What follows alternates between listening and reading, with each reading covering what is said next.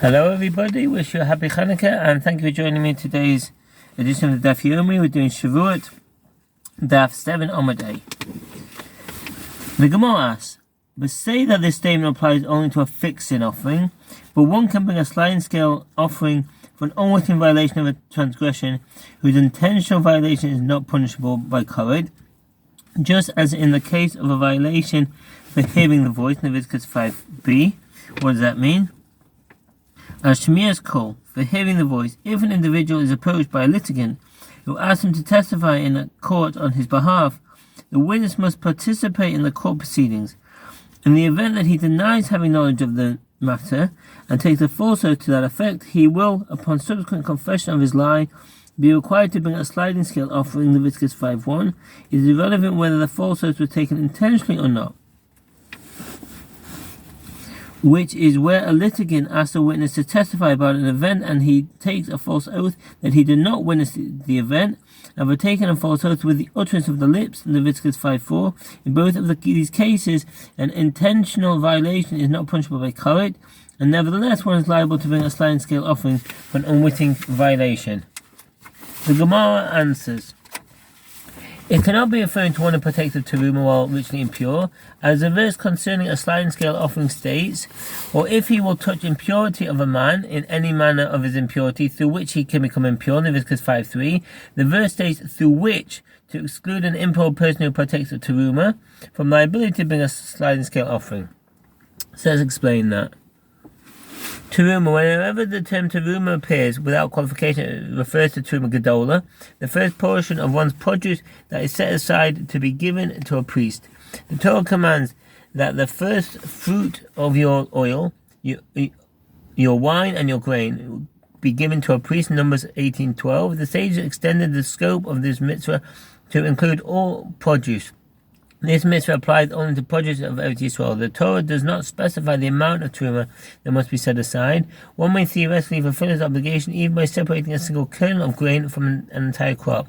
The sages established a measure, 1/40th for a generous gift, 1/50th for an average gift, and 1/60th for a miserly gift.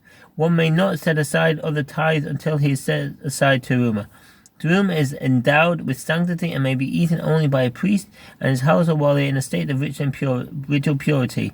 Leviticus 22:9-15. To emphasize that this state of purity, the sages obligated the priest to wash their hands before partaking teruma. This is the source for the practice of washing one's hands prior to eating bread. A ritually impure priest or a non-priest who eats teruma is subject to the penalty of death at the hand of heaven. If teruma contracts impurity, it may no longer be eaten and must be burned. Nevertheless, it remains the property of the priest, and he may benefit from its destruction. Nowadays, teruma is not given to the priest because they have no definite proof of the priestly lineage. Nevertheless, the obligation to separate teruma still remains, although only a small portion of this produce is separated. The Gemara asks, but say the verse states, through which, to exclude one who defiles the temple, and teaches that due to the severity of that transgression, it is not sufficient for him to achieve atonement with a sliding scale offering. Rather, he will not achieve atonement until he brings a fixed sin offering. Ashem Mayasei Karban Kavur. This would have ramifications for a poor person. When he is liable to bring a sliding scale offering, he brings a bird offering, but for a fixed sin offering, one must bring a sheep. Accordingly, no proof can be drawn from here. Rather, read the following verse about Rabbi Yehuda Nasi. One who draws water from deep wells. See Proverbs 25. This verse describes Rabbi Yehuda Nasi because by delving deeply into the Bible, he found the source that a sliding scale offering atones for an unwitting defiling of sacrificial food by partaking of them while ritually impure. This is as is taught in a Braita concerning the verse. Or if a person will have touched any impure object, whether the carcass of an impure animal, a chaya, or the carcass of an impure domesticated animal, a behemoth, Leviticus 5:2, Rabbi Yehuda Nasi says, since a domesticated animal is also referred to as a chaya, it would be sufficient if I would read only the verses clause about a chaya. Why then is an explicit clause about a behemoth stated? It is in order to derive a verbal analogy. It is stated in the verse here, an impure domesticated animal, and it is stated in the verse below with regard to one who intentionally defiles an offering by partaking of it while he is impure. an impure domesticated animal, Leviticus 7:21. Just as below the reference is to the defiling of sacrificial foods, so to here the reference is to the defiling of sacrificial foods. The Gemara continues. Then we find the source for the halacha that the sliding scale offering atones for the defiling of sacrificial foods. From where do we derive that it also turns for the defiling of the temple by entering it while richly impure? The verse states with regard to a woman after childbirth, who is impure due to having given birth. She may not touch any sacred animal item, and she may not enter the temple. Leviticus 12:4. The verse juxtaposes the temple to sacred items to teach that the halacha that apply to one apply to the other. Accordingly, the sliding scale offering atones for both. The Gemara asks, if so, that the liability to bring a sliding scale offering is derived from this verse, then one should also be liable to bring the offering if he partakes of truma while impure. As the Master said that the general term sacred item in the verse, she may not touch any sacred item, serves to include truma in the prohibition. Accordingly, it should also be included in the obligation to bring a sliding scale offering. The Gemara explains, the merciful one excludes something with the term through which, Leviticus 5:3. Do we say that the term through which serves to exclude the defiling of the temple? No, it's reasonable that we should not exclude the defiling of the temple, as its intentional violation is punishable by karet. Karet is divine punishment for serious transgressions. The precise definition of the term is the matter of dispute among the commentaries, with opinions including premature or sudden death, barrenness, and the death of the sinner's children, the excision of the soul from the world to come. Tractate Kuritot mentions 36 transgressions punishable by karet, all of which are to violation of prohibitions, with two exceptions: neglecting to sacrifice a paschal offering and failure to undergo circumcision. Karet applies only to a person who intentionally commits a transgression. In certain instances, if the transgression is committed in the presence of witnesses, the transgressor is subject to execution by an earthly court or to the penalty of lashes. Anyone who inadvertently transgresses one of the prohibitions punishable by karet must bring a sin offering as atonement. Just like one who defiles sacrificial food by partaking of them while he is impure. Rather, the term must serve to exclude one who partakes of truma while impure. The Gemara offers a counter-argument. On the contrary, we should not exclude one who partakes of truma while impure, as it is a violation done through eating, similar to one who eats sacrificial food while impure. Therefore, there is still no proof that one is liable to bring a sliding scale offering for defiling the temple. Rather, Rava said that it can be derived from the following.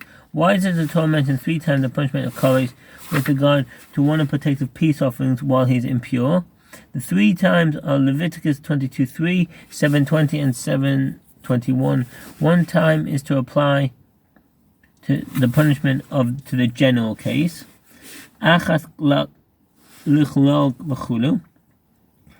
Even though the Gemara states that the first mention is for a general case and the second is for a specific case, Rashi observes that the mentions cannot be expounded using the method of generalization and details.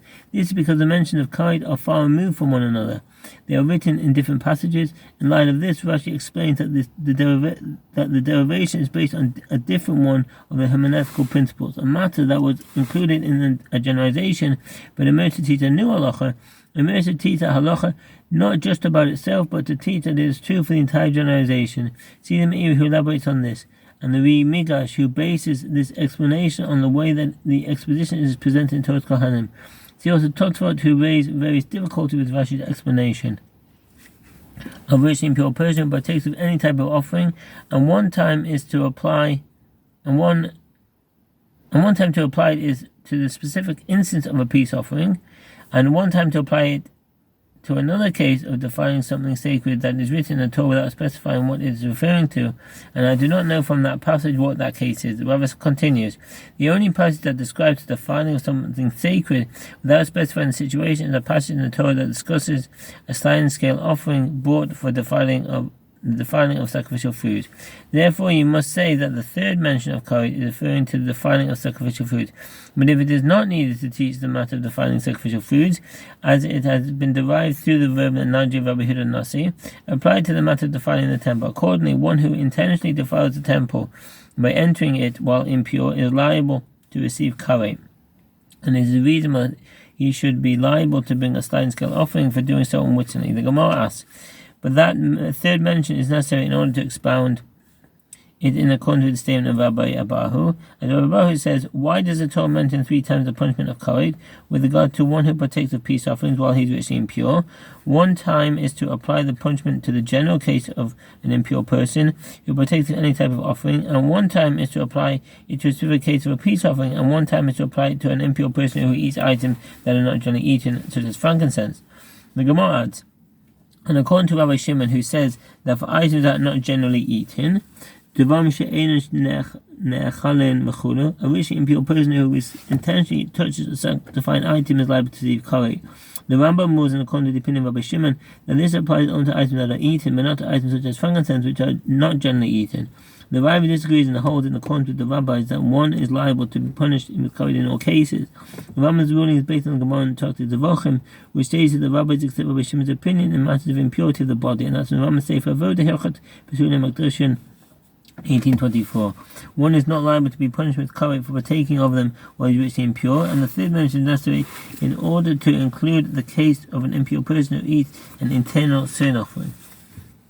What does that mean? Chatas hapenimis.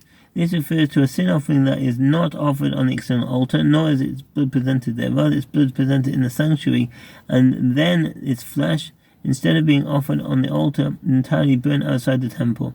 One example of this is on the Yom Kippur goat brought to atone for the people. This offering is therefore significantly different from a peace offering whose blood is sprinkled on the external altar, and afterward some of its flesh is offered on the altar, with the rest of it being consumed by the people.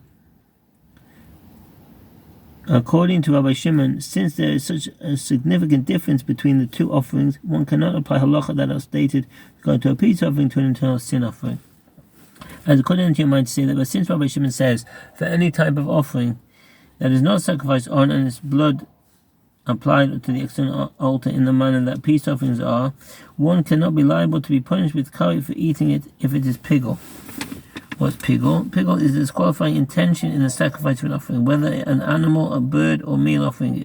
If, while engaged in sacrificing an offering, a priest expresses the intention of doing one or more of the following after the appropriate time: sprinkling the blood of the sacrifice, burning its fats on the altar, or eating it, that intention disqualifies the offering and renders it disqualified by improper intention. An offering that has assumed the state of pigul may not be sacrificed, and the person bringing it does not fulfill his obligation. Anyone willfully eating from that offering is liable to receive Kohen.